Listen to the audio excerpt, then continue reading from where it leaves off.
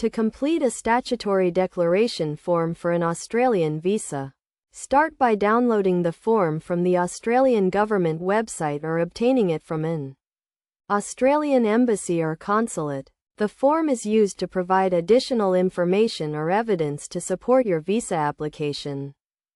Begin by reading the instructions on the form carefully and filling in your personal details, including your full name, address, and contact information. Ensure all information is accurate and matches the details in your visa application.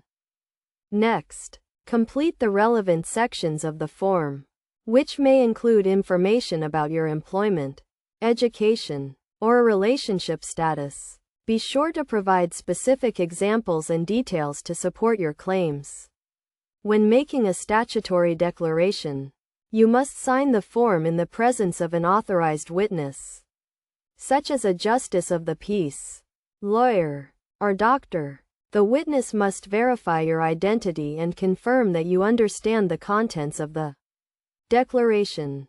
It is essential to be truthful and honest when completing the statutory declaration form, as providing false information can result in your visa application being refused or cancelled. Attach any required supporting documents, such as identification, certificates, or letters, to the form. Make sure all documents are certified copies and in English, or accompanied by an English translation if necessary.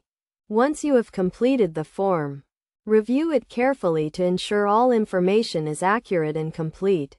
Submit the form along with your visa application, and wait for the application to be processed.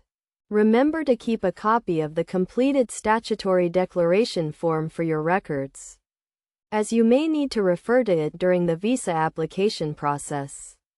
By following these steps and providing accurate and complete information, you can ensure a smooth and successful Australian visa application.